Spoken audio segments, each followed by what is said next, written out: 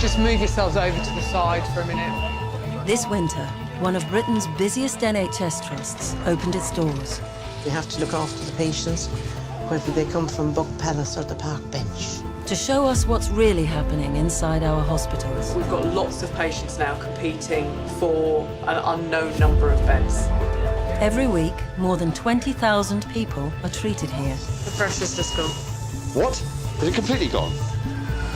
And the numbers, as well as our expectations, are rising. We just had our worst 10 days on record. There's nowhere in the hospital to move anybody. At some point, somebody will be telling us whether we're allowed to do any work. This is a place with some of the best specialists in the world, Tumour's out, job done. where lives are transformed. This is saving his life. It has to work. But they are operating at a time when the NHS has never been under more pressure. Any beds? No. No beds for anyone? No.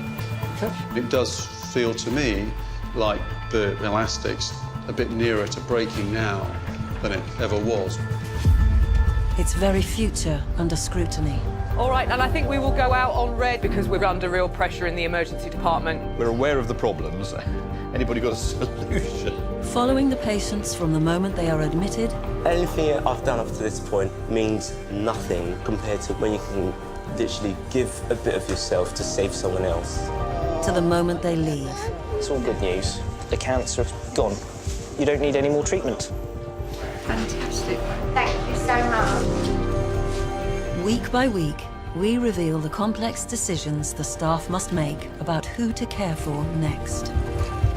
That patient is coming to me to be operated on, and if I don't do it, then there's only one inevitable outcome. They're going to die.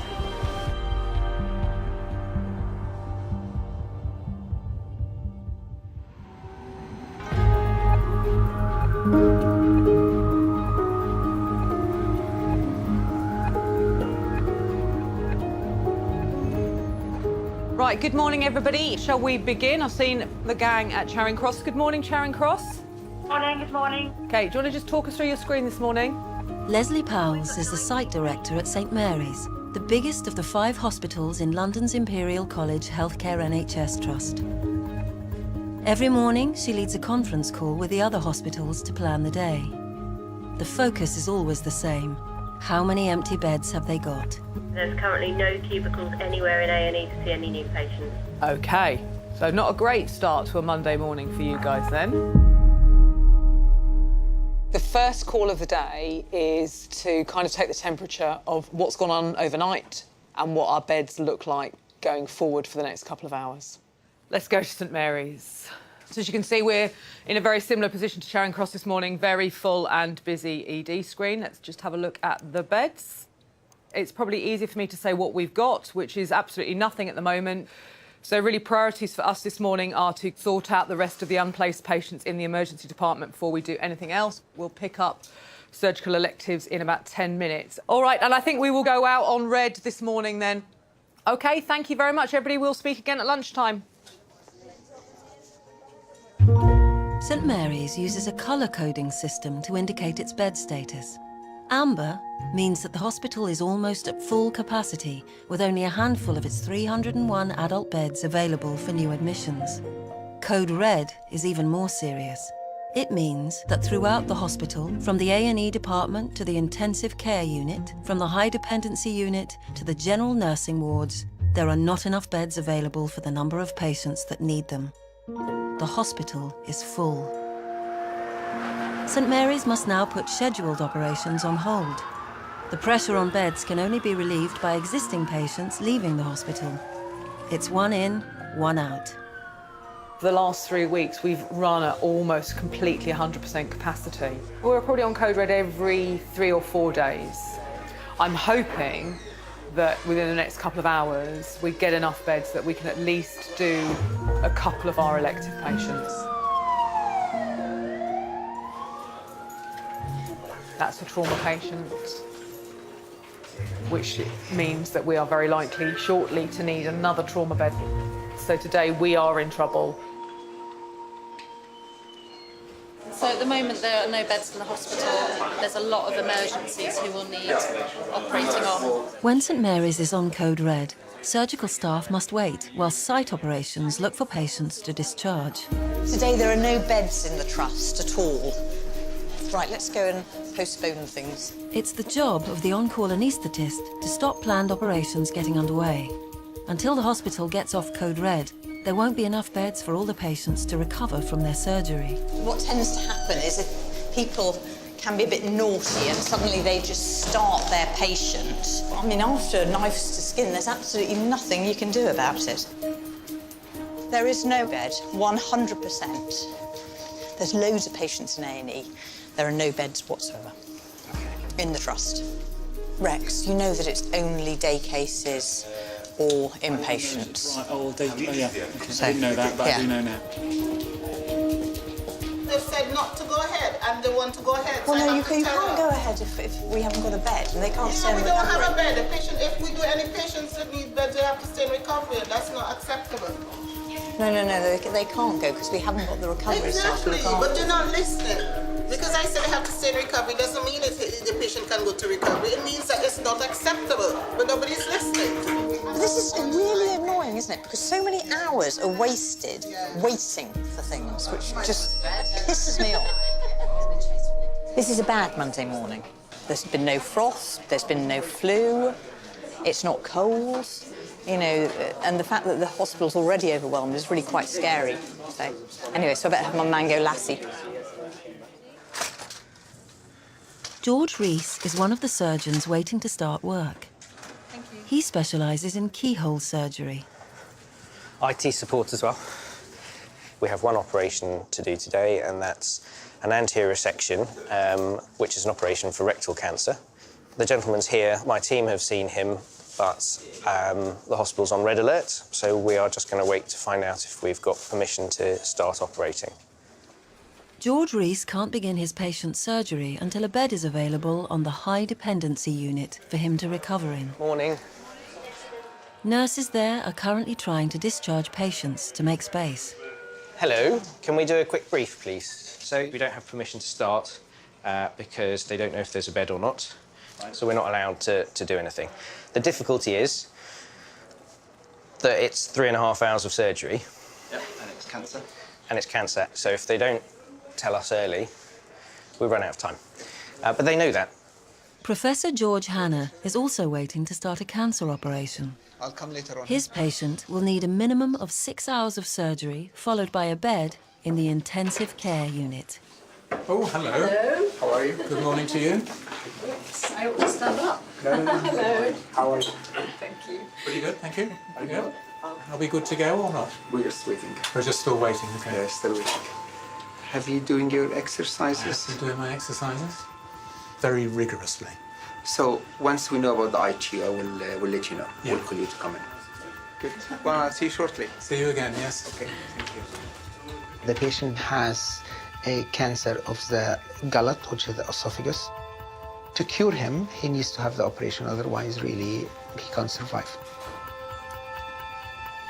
I was first diagnosed back in April, and then I went on to a chemo and radiotherapy treatment course, which was designed to shrink the tumour. Became quite difficult to eat. Do you feel poorly? Not now, no, but I did then. Oh, my God, I did then. And the thing is, you know, he's, what, sort of 13 stone or whatever normally. Not now. Well, but you were. I mean, big, strong, healthy guy, you know, playing golf 3 times a week or whatever. And suddenly, he's not.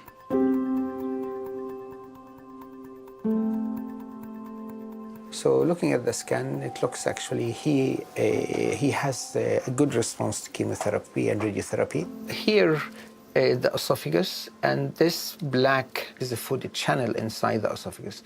And if we go up, you'll find it is wide. If you go down, you'll find it narrow. So the tumor and the thickening makes the inside small, and that's why patients struggle to eat. One of the main aims of the operation is to have a clear margin of normal tissue, so we ensure that the tumor is completely removed. Simon's surgery has already been cancelled once before. Just like today, the intensive care unit was full.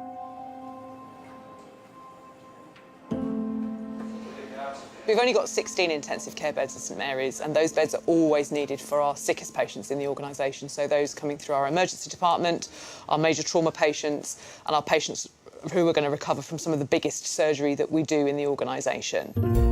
St Mary's Intensive Care Unit, or ICU, contains the most sought-after bed spaces in the hospital. Each one provides one-to-one nursing care and the most advanced life support systems. There is no capacity to add more beds. The team tries to keep at least one of these bed spaces in reserve in case of an emergency admission. But with patient numbers rising, this is proving increasingly difficult. Today, all 16 beds are full. I need to move patients off intensive care and down to the ward. But before we move them, I need to go and have a look at them and make sure that they're well enough to move and that they'll be safe on the ward. Hi there. How are you getting on? How are you doing? It's good to see you awake. I think you're doing really well, sir. How are you going? OK, good. All right. I think you're improving. All right, I think you are. Simon Ashworth has identified 2 patients who could potentially be stepped down from the ICU to other wards, but only if their conditions improve over the next few hours.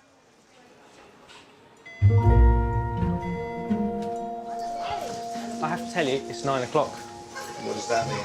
It means at some point somebody will be telling us whether we're allowed to do any work. Nervous? No, I'm not. I'm nervous for you. You worry too much, you'll get a heart attack. George Reese's cancer patient, Eladio's operation, is already 2 hours behind schedule. I've decided not to get frustrated. There's nothing I can do to fix this problem. So I will trust that the people who are doing it are doing their very best. Morning. Hello. How are you? Hello, we didn't get to meet last time. No, we didn't. I just wanted to set the scene of today a bit. At the moment, they haven't given us permission to start the operation because there isn't a bed in the hospital. But they're working on it. Okay. And when I know, you will know. Okay? Yeah, lovely. Is there anything you wanted to ask me? Well, no, I think. I just would like to, because I'm parking outside. It costs me now is £10.80p. Please, because if we're gonna be here whole day, that's gonna cost me an arm and leg. Well, I kind of meant, is there anything you wanted to ask me about the operation or about the surgery today? No, I'm okay. Okay. Site Director Leslie has received an update on the bed situation from the High Dependency Unit. So we've managed to get some discharges, which means we can start to operate on patients who can go into high dependency, but not patients yet who need intensive care. Yeah, so marvellous. And then start the Reese patient needing HDU. Miriam, don't feel any pressure. I'm coming to find out if I'm allowed to start, because if I can't start now, we have to send him home. So the cancer patient who needs level 2, that can go ahead? OK, great, so we can go ahead. Thank you. So we need to go and tell them. Can you hear me? Lisa, can you hear me? We're coming down to theatres. We're allowed to do the case, OK? They found a bed. Hello, site office. Leslie speaking. Leslie must now deal with a new emergency. A patient is on her way from Norfolk with a ruptured aorta. The aorta is the main artery in the body. If it bursts en route, the patient will die in the ambulance.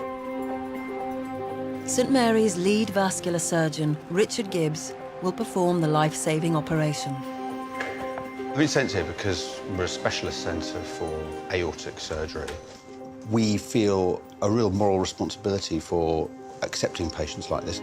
Without any shadow of a doubt, they will need an intensive care bed, but to a certain extent, we just have to get on and do the operation. So we'll have to worry about the ITU bed at a later stage in the day. That patient is coming to me to be operated on. If I don't do it, then there's only one inevitable outcome, which is they're going to die. ITU are uncertain now as to, so this morning they were declaring two patients to step down. They're now not sure that they have two to step down. They think they might just have one bed. If they have one bed, that bed will have to be held for the ruptured patient coming from Norwich. Richard Gibbs goes to discuss the impact of his incoming emergency on George Hanna's patient. George, as things stand, you need an ITU bed, we need an ITU bed, because we've got this woman who's in an ambulance on the way from Norfolk with a ruptured aneurysm, so she needs an open operation.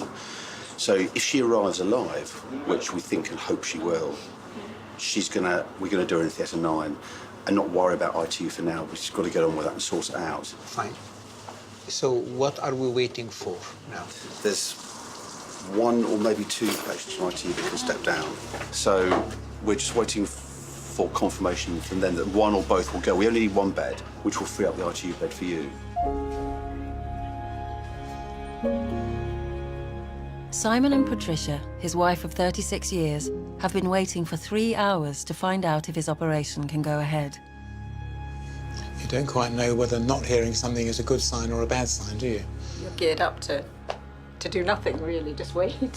When we first embarked on this process, we were told that there is a window of, I don't know how many weeks, 5 to 8 weeks after the chemo and radio stops, when it is the best time to do the operation. I haven't asked the question, so if you can't do it today,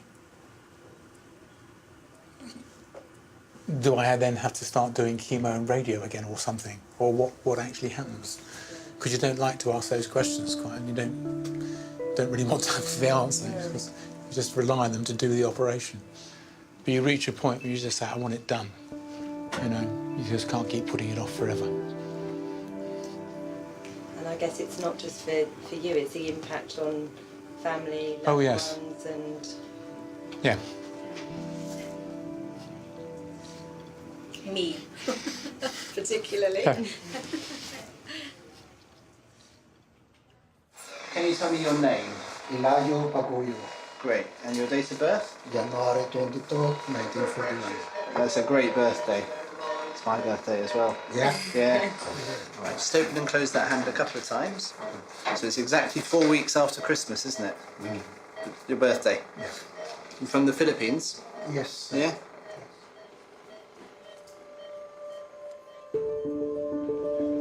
Surgeon George Rees begins his patient Eladio's operation. We're going to do a keyhole operation for him where we remove the part of the bowel with the cancer in and its adjacent blood supply so that we can take any lymph glands that may or may not be affected by the cancer. And then we're going to join it all back together again.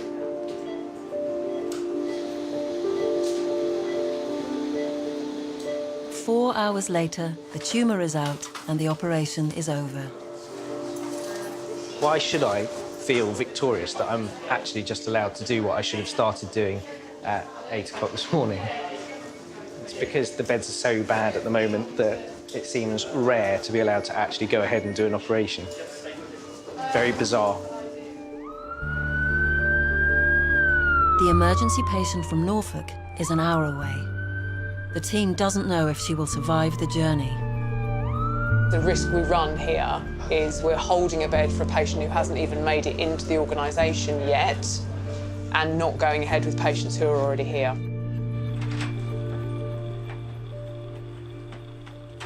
Do you have to do this for people every day, struggling with socks? Hi, George. Hi. Thank you. 2 people I'm kicking out from ICU. One of them I'm not really that comfortable with, so I don't have a guaranteed bed for anybody at the moment. Right. So I might get one or both of them out, but you know, And we've if got, your patient leaves, do you think you'll have a space? if this patient doesn't survive from Norfolk, then you know, well, we can't predicate. So shall we wait a bit more time? The only thing you can do is wait, but I don't think the odds are very good. We don't have enough slack in our capacity to be able to let Prof. Hanna go ahead and do the esophagectomy. I mean, what's hard about this is that we're also talking about, well, we can go ahead and do it if the patient from Norwich doesn't survive the journey, and that's a very hard and callous sounding thing to be talking about, but that's the practical reality. They had this patient coming in who might require the intensive care bed. They might die. If they die, then the bed is available for me. And we can do the operation. That's what But if it boils not, down. they've got the bed. Yeah. That's the seriousness of. They've got the bed if they need it. How does that make you feel? Guilty, actually. In a way, yeah.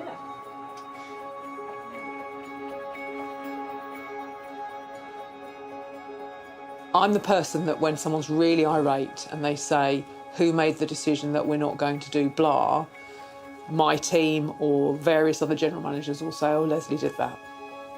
And here's her number, usually. So that's who I am. So you're the one that stops things happening sometimes. Sometimes I stop things happening, yeah. What's that like? Horrible. It's a horrible feeling because when you stop something happening, I'm a nurse. I've spent my whole working career doing the bit that is about making things right. Not always making things better, but doing the right thing by people all the time. And I do the right thing all the time in this job, but it's not always the right thing for one person. I do the right thing for the hospital. And that's really difficult because that does mean that there will be people who today we haven't done the right thing for.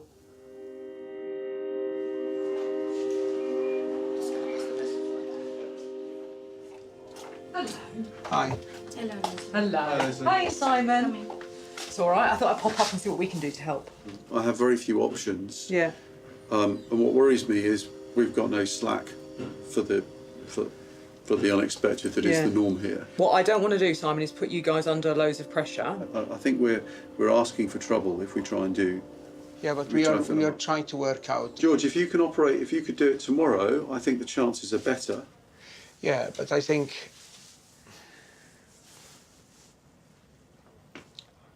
I mean, we can certainly, whatever you step down from ITU, we will create beds to allow that to happen. But Simon now is trying to keep an empty bed, so just as a slack for something to happen. How long do you think you're going to be with your esophageal? I'll be very late. What's very late? I will take 6 hours operating. If we go ahead now, we'll finish by midnight. I think the safest thing to do is to defer it. But I understand the logistics of that are a disaster. It's not just the logistics, there is a clinical issues here because there's a second cancellation with a dedicated time chemoradiotherapy and we are not doing him to keep a slack in a system who doesn't have a slack. All I'm saying is I've got no ability to manage any other problems. If he didn't have a bed, I would have no problems. I can understand it. But if we are not doing him to keep a slack, and while we can use a recovery as an alternative, this is the difficulty I have. Well, we're very close to the limit. We are close to the limit. We're very close to the limit. I think operating absolutely on the limit is unwise. The question really, if we wait another week or another time, this will not be, I'm not sure how this will get better. Cancelling a cancer patient 3 times and is a serious instance. So this is something you need to work on it. It's your call, Simon. What do you want us to do? We don't have the slack at the moment, I don't think, to do this safely.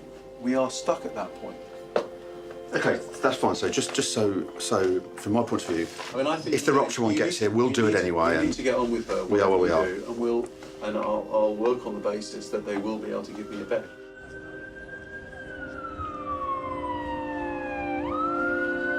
The scans from the hospital in Norfolk have been received by Richard Gibbs. They reveal a huge aneurysm in the main artery from the patient's heart. Okay, so should we just... So the team brief here, so this lady has a ruptured aneurysm. Her aorta is 4 times the normal diameter, so it's very dilated, and that's like a balloon. It's just stretched and stretched and stretched, and now it's finally given. So blood's starting to come out of it where it's got a small tear in it. The surgical plan is to do a left thoracolaparotomy and not disturb the abdomen until we've got control of the lower thoracic aorta. And then we'll obviously open up. All right, see you in a few minutes. There are frustrations, so the whole team gets assembled and we make a plan, and it takes quite a lot of effort and concentration to get everyone pulling together to do it. And so if that plan is preceded by 3 hours of negotiations about can we slot someone into HDU if they go to the Hammersmith so the ITU patient can drop down, you know, I sometimes feel that I spend as much energy on trying to organise and manage beds and the movement, the flow of patients within the hospital in order to allow us to do what we actually want to just do and get on with, which is to operate.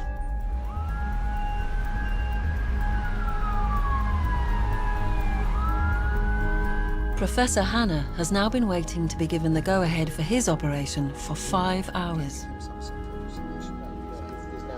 Hi, Leslie, it's George Hanna. Hi, Leslie, the aneurysm will come in 1 hour time. I spoke to Rick.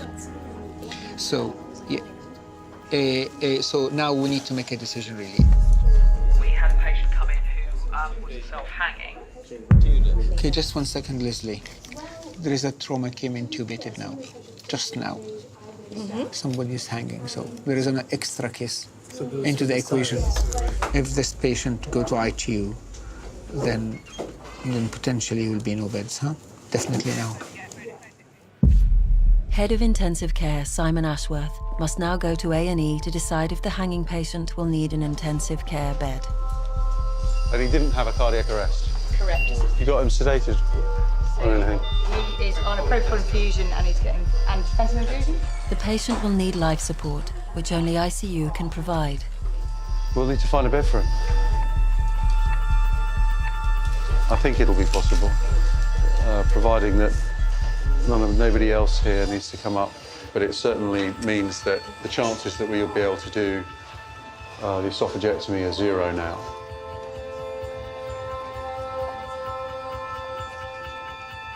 There is just a trauma came now, just literally now. Yeah. Do we all have to go home?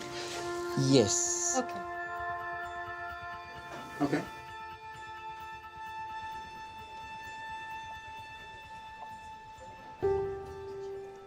Waste of resources.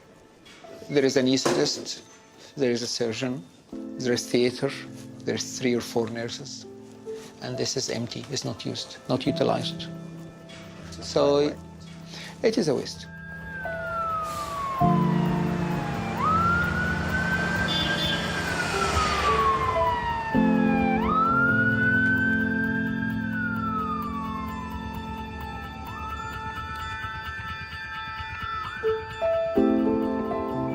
After a 4-hour journey from Norfolk, the patient with the ruptured aorta, retired school teacher Janice, arrives at St Mary's A&E.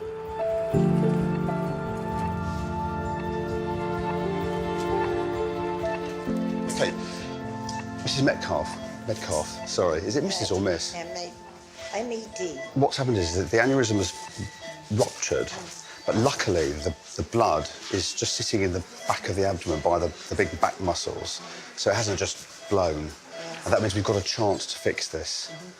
We've had a look at it on the scans. I think it's the safest way to do it. Is going to make a cut, which is going to run in your chest and then down into your tummy. And then we can clamp the aorta and hopefully sew a big graft on, and that will be the end of the problem. It's obviously a bit risky.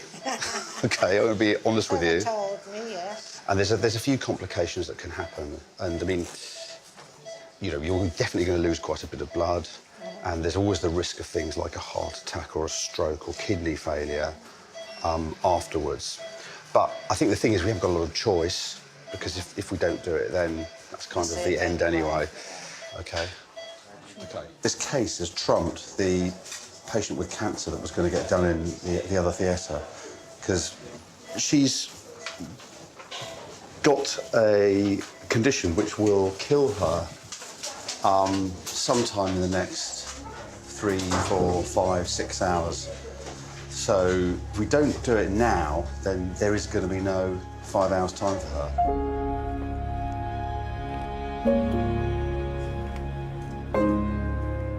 Multiple cancellations are something we really try very hard to avoid, but actually without slack in the system, it's impossible. And if you try too hard to avoid them, what you end up doing is prioritising somebody because they've been cancelled over somebody who is at immediate risk of dying. They're the issues that you're juggling. Janice's sons arrive minutes later, by which point their mother's operation has already begun. We spoke to her last night, literally. She'd said that she was in some discomfort, got stomach pains, but she decided to go to the out-of-hours surgery and took herself off, drove herself there, but didn't reach. She passed out behind the wheel and crashed the car.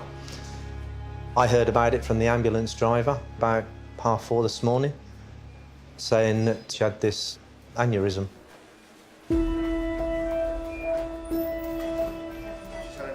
Will she survive? Will she pull through or not? There's always significant risks.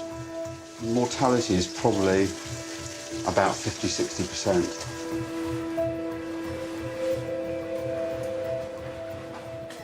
We'd like to try and get the aorta dissected out in a nice, clean way before it blows. I mean, it's already ruptured, but if it starts bleeding freely because we're dissecting around it, then we're going to have to clamp in a real hurry.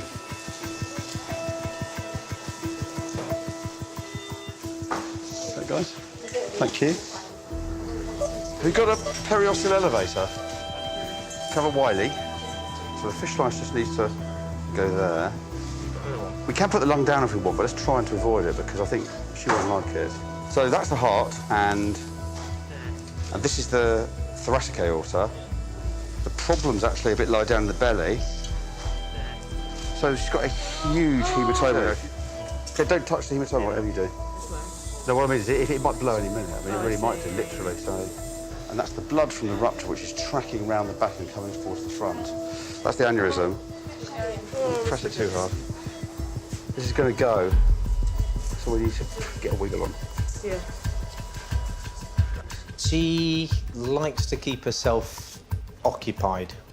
Reception-age children she used to teach. She does various crafty things, she goes bowling, she plays darts. We sort of joke that we have to make an appointment to go and see her. Keep my fingers crossed on it. Very nervous. Okay. The difficult bit's just about to start. Everyone do it slowly, just take the diaphragm away from us. So this just get gently, let me just get this down here. To the last bit and then we're there. Relax, let go. Let me just do this. So then move that up to there. Get that, that's the... Suck. Okay. The pressure's just gone. What? Is it completely gone? Okay. Is the patient all right, guys? Just give it a minute. I can clamp the thoracic aorta any time, Roz. She didn't tolerate the... All right. It's coming up anyway, isn't it? Coming up, yeah.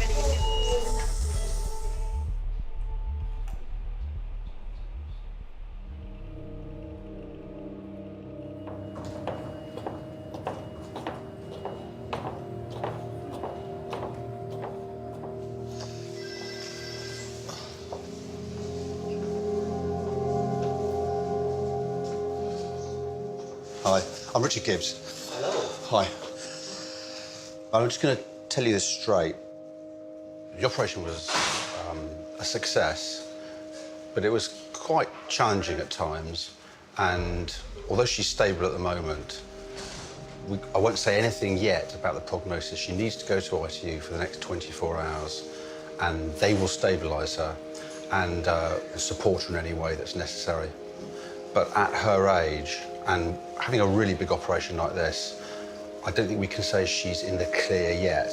I think we need to give that 72 hours. And then if she starts to get better and better, then I'll be really hopeful.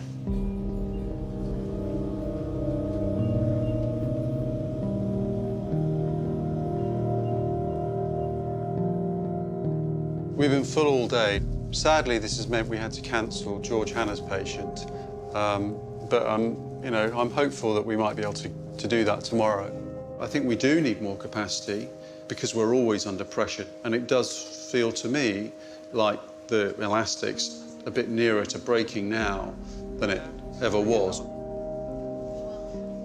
It's wearing, constantly going round, taking bad news to people. And, you know, everybody gets a bit irate, and it takes it out of you.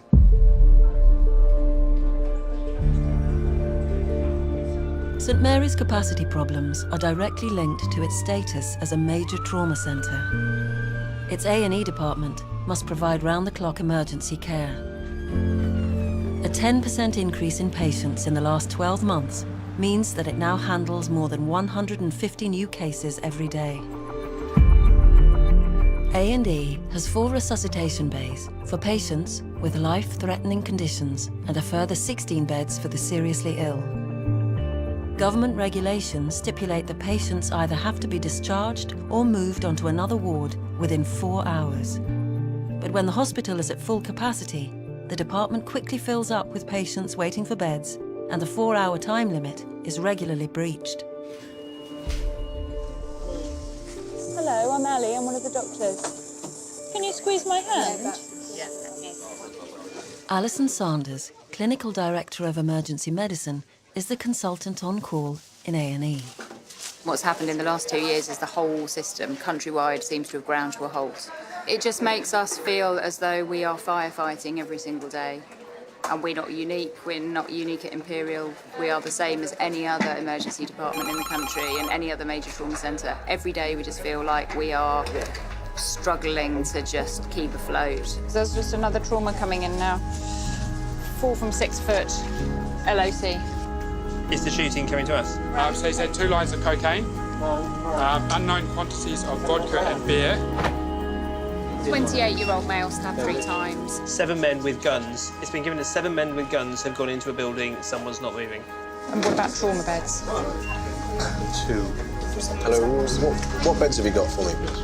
The minute that we have bed problems, usually due to patients not being able to leave the hospital at the other end, then we end up in this state.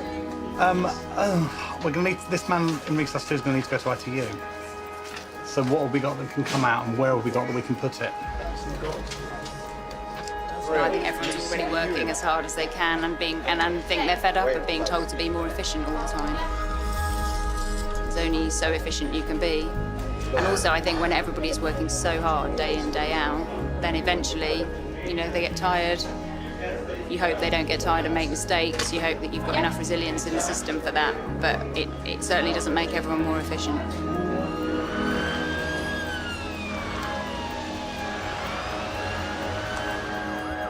With winter approaching, the pressure is set to intensify within A&E and across the hospital.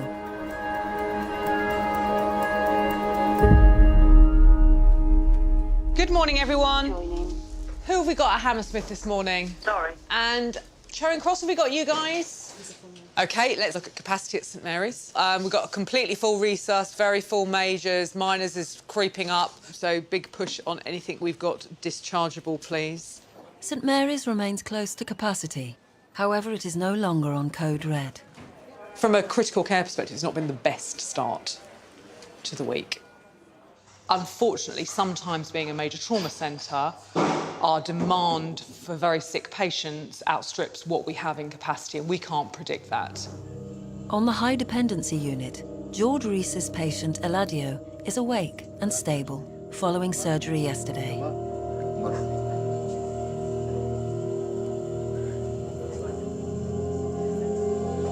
So you had a nice sleep? For 1 hour, 2 hours, enough. Yeah, I'm waking up. He should be well enough to go home by the end of the week. In intensive care, Janice is yet to wake up, following the operation to repair her aorta. Squeeze my hand, Janice. Janice? Janice, squeeze my hand if you can. As the nurses reduce her sedation, she should begin to regain consciousness. Can you open your eyes for me?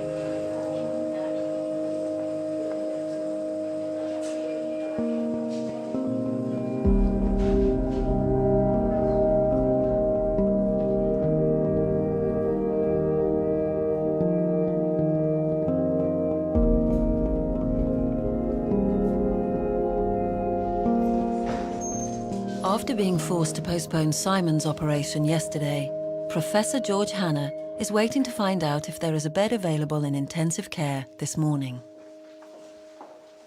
There's Dr. Ashworth. Good morning. Morning. Ish, we're still trying to get George's case done. It's probably contingent on moving one of our patients to Charing Cross. They've still got the bed.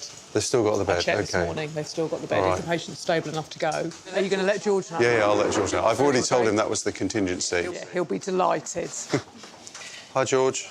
Yes, you can start. I've just spoken to Leslie. Wonderful. Fine. Good morning. I've got good news. We have a bed.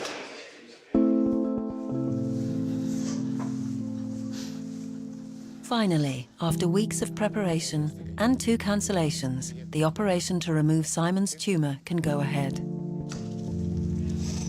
How was he last night? He was okay. We had jumbo prawns and noodles, and yes, I gave him a great big bowl full of, as I have been doing, with cream lashed onto it for him. So we ate and watched a bit of TV and chatted, and he was fine. And I knew he probably wouldn't sleep very much, but that was okay. The operation will take more than 6 hours.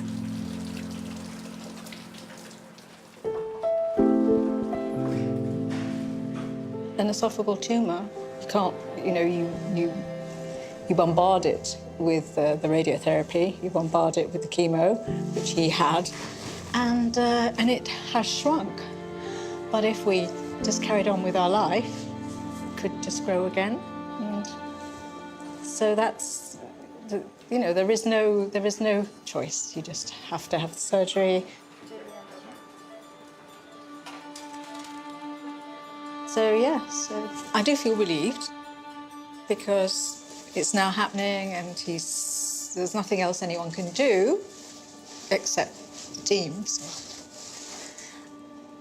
And waiting's going to be tricky, but it'll be fine. It's a privilege to operate on a fellow human. Patient will put his life in my hands, and I have a duty to do the best of my ability to give them the best outcome. The first stage of the operation is to remove Simon's esophagus and the tumour it contains.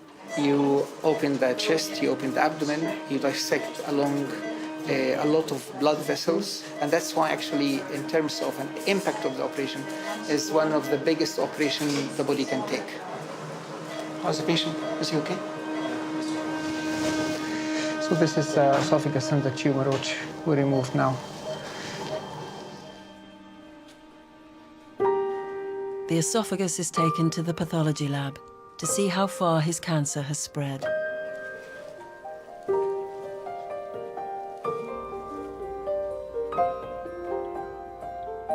This is the esophagus here at the top, between my fingers. This is the stomach here. So we expect to find the tumour somewhere at the bottom of the esophagus, just where it goes into the stomach. And I'm trying to put my finger into the esophagus, and I can feel it's thickened and narrowed. One of the things we want to know is whether all the tumour has been removed or not. The further the tumour has invaded into the wall, the worse the prognosis for the patient. And if the tumour has spread to the lymph nodes, the worse the prognosis for the patient. And the more lymph nodes that are involved, the worse the prognosis for the patient.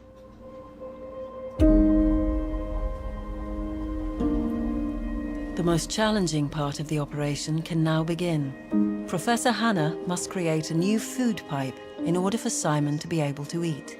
We convert the stomach, so the food will go down there. And we need to reconnect the gastrointestinal tract in a way that the patient be able to eat after that. Going well, really well. Operation looks nice, really, and if things looks nice, usually works very well.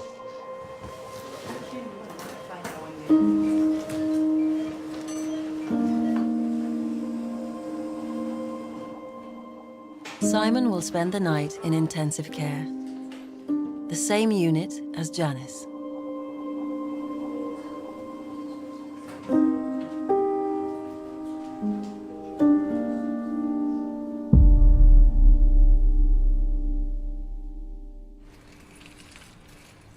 Having finished in theatre in the early hours, Professor Hannah heads to the intensive care unit to check on Simon's progress.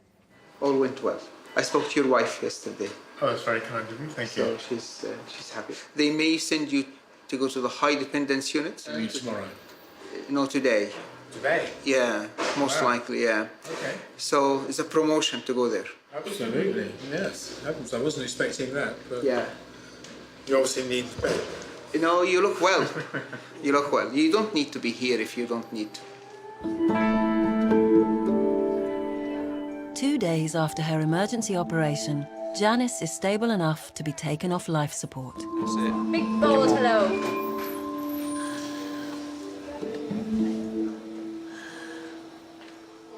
You get there. She's not out of the woods by any means, so we know there's still a long road to recovery here, but she's been making steady progress all the way through.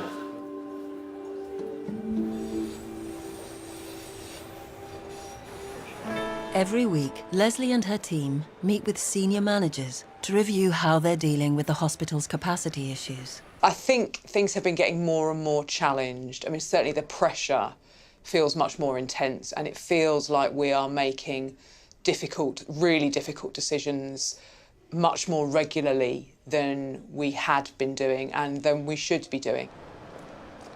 Chairing today's meeting is Professor Tim Orchard, Imperial Trust's Director of Medicine. Top of the agenda, the chronic bed shortage. If we have a significant flu epidemic, we are going to be completely stuffed. We have never started winter with so little spare capacity. And so I think one of the things that we need to do, and we've never had to do it in this trust before, but I think we need to think about, is what we do when we actually run out of beds. What do you do in terms of, if we get noro and we lose a ward, organisationally we are not going to manage at the moment. Exactly. We've nowhere to go to. I think that it's felt on many days as though we've had the tipping over the edge of the cliff phenomenon, where you get to a critical point and you can't function for the admitted or the non-admitted patients because everything is full. There is no more capacity on the St Mary's site. We know that. It looks like it's going to be impractical to move any surgical specialties off this site. So one possibility is moving the paediatric outpatient department, which would potentially allow the creation of probably around 15 to 20 beds on the 6th floor.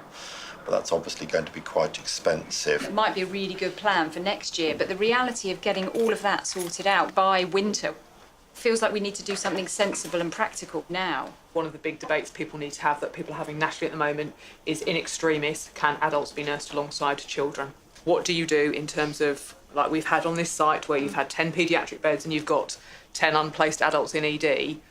What decision would you want to make there? So the question is, where can we board extra patients on wards? How would we nurse that to make sure that patients are safe and that the patients have an appropriate level of privacy and dignity? Other trusts have used places like gyms, endoscopy, cath lab recovery. So I think we just need to be clear what the levels of escalation are.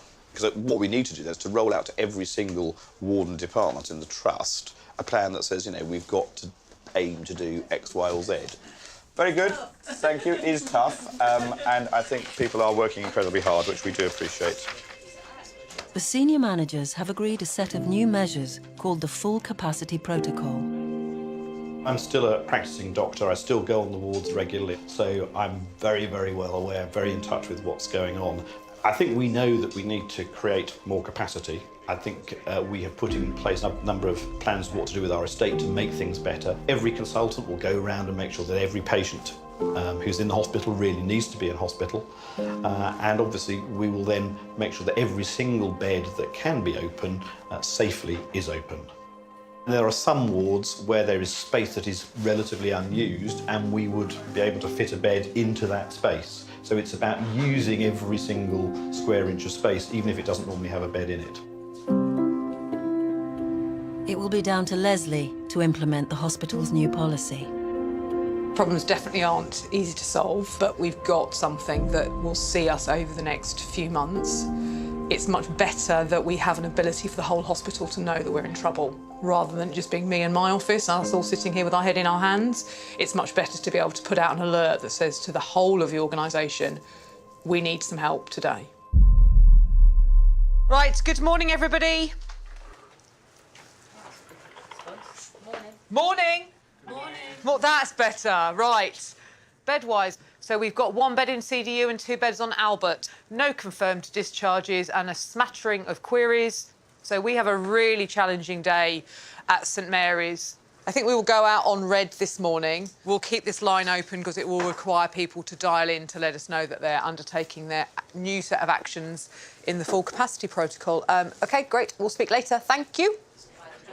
There's a lot of both nervousness and excitement about the full capacity protocol. What we want to try and do is get to the point where if we are struggling, we take an early set of decisions that give departments a bit of breathing space.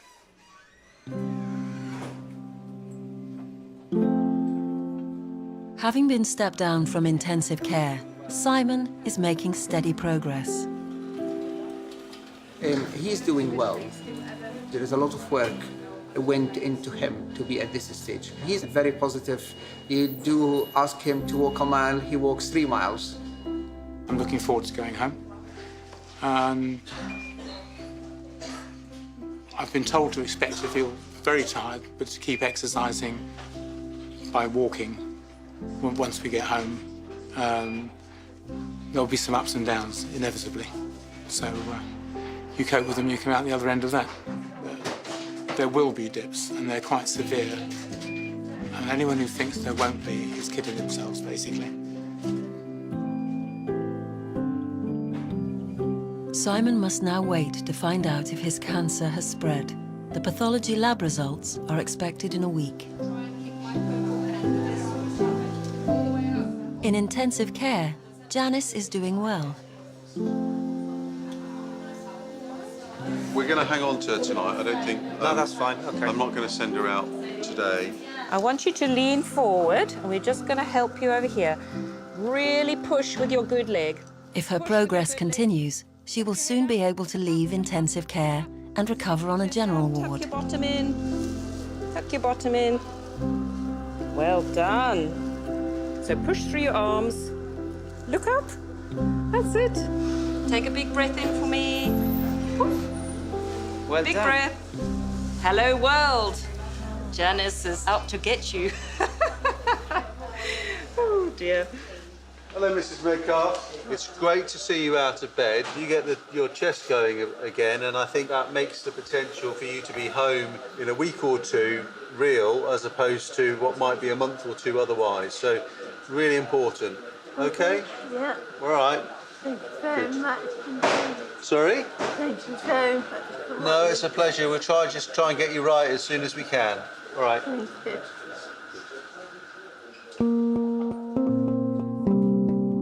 5 days after his operation, George Reese's patient Eladio is well enough to go home. He doesn't need any further treatment. The cancer he has was completely removed, and there was no sign that it had spread anywhere else around his body, which is the best result we could have hoped for. Some weeks are more emotionally challenging than others, and I think this week's been one of those weeks that emotionally we've kind of put ourselves through the ringer.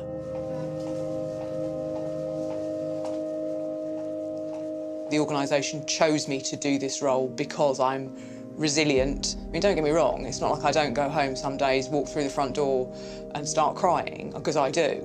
I've never done it in the office. I'll always wait till I get home, but I mean, I do, because I've had a day that, you know, sometimes you think, oh God, that was just like the day from, you know, hell. I don't know what went so horribly wrong there, but it's gone because I've got to make it right the next day.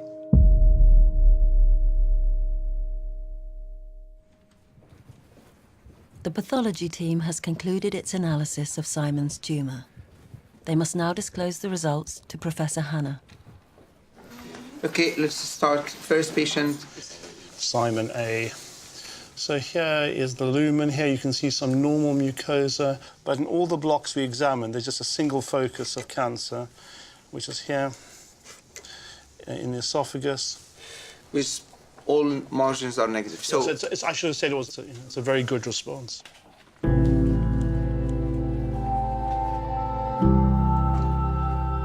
I think sometimes it would feel like all we do all day is manage beds. Actually, what we manage here are people who need us to help them. That's what we really do. The tumour is only in the inner surface of the esophagus, in the very first layer. All the margins are clear, so you continue to be a lucky man. Oh, thank you. So we'll keep an eye on you. I'll see you for the next year every 3 months. I can start feeding him again now. Very nice. Yeah. Shove lots of food into him. Thanks very much for all your help. Well done. I mean, we can never predict what's going to happen to a patient when they've left us on the next part of their journey. We can't see into the future. All we can do is the here and now for people. It really is like as if we've been in a thick fog, and now we can see the sunshine, which is great.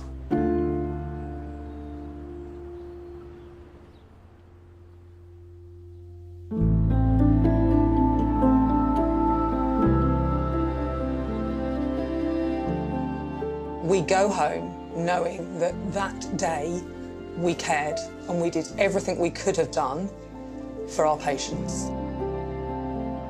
The heart of what hospitals do is have people in them who have a tremendous respect for life, but also an understanding that sometimes we can't always save that life.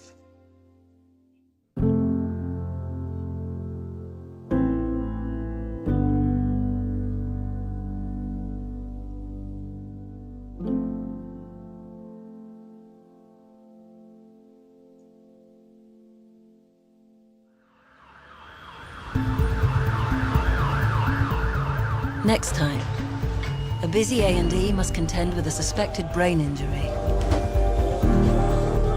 Yeah, he's 21 years of age, he's got a little baby. One of the hospital's oldest patients is ready to leave, but the problems begin when they try to discharge her. It's a farce, really. It could be made into a comedy. And a specialist team is assembled for a complex and challenging operation. It's been amazing, the bringing together of all this expertise just for Peter.